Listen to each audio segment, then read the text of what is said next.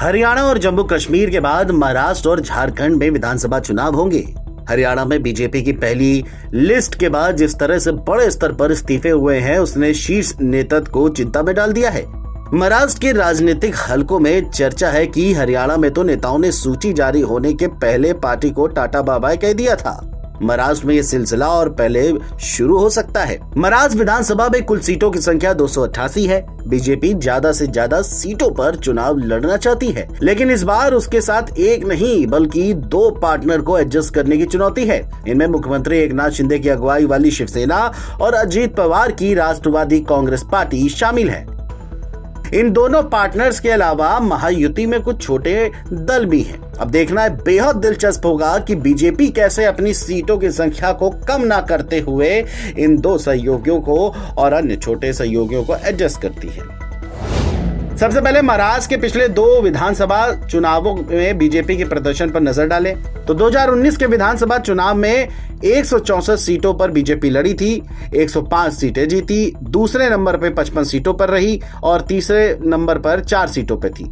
2014 के विधानसभा में 260 सीटों पर बीजेपी लड़ी, 122 पे जीती, 60 सीटों पर दूसरे स्थान पर रही और 56 सीटों पर तीसरे स्थान पे। लेकिन 2019 में 164 सीटों पर बीजेपी लड़ी, 105 पर जीत दर्ज करी, दूसरे नंबर पर 55 सीटों पर रही और तीसरे नंबर पर 4 सीटों में रही।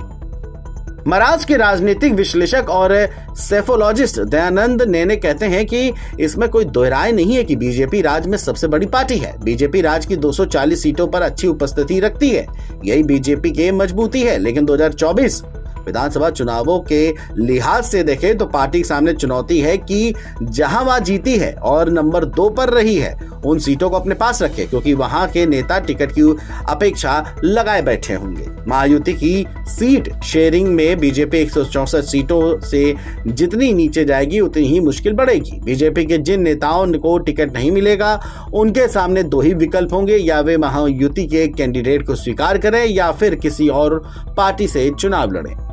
बीजेपी ने 2019 के चुनावों में उद्धव ठाकरे की अगुवाई वाली अविभाजित शिवसेना को 124 सीटें दी थी। हालांकि शिवसेना 56 सीटें ही जीत पाई थी।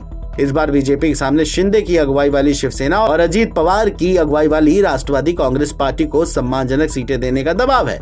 इसके साथ ही छोटे दल जो बीजेपी के सहयोगी रहे हैं, उन्हें भी सीटें देनी होंगी। इनमें नवनीत राणा के पति रवि राणा की पार्टी और महादेव जानकर की आरएसपी जैसी पार्टियां प्रमुख हैं। बीजेपी को 2019 के चुनावों में 23 सीटों पर 8000 से कम वोटों पर हार मिली थी। ऐसे में देखा जाए तो बीजेपी के सामने 128 सीटों पर अच्छा प्रदर्शन रहा।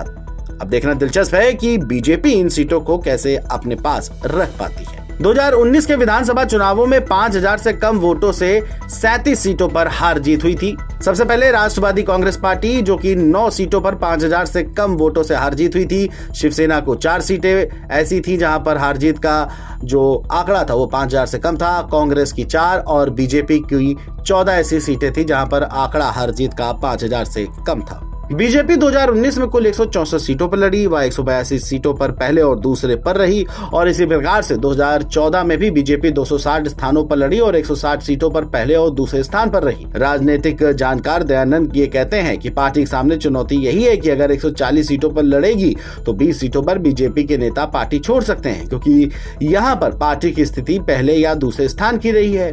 2014 के हिसाब से देखें तो ऐसी स्थिति 42 सीटों पर बनेगी। ऐसे में बीजेपी के सामने अपने कैडर और नेताओं को असंतोष को थामने की चुनौती होगी। Video desk, NBT online.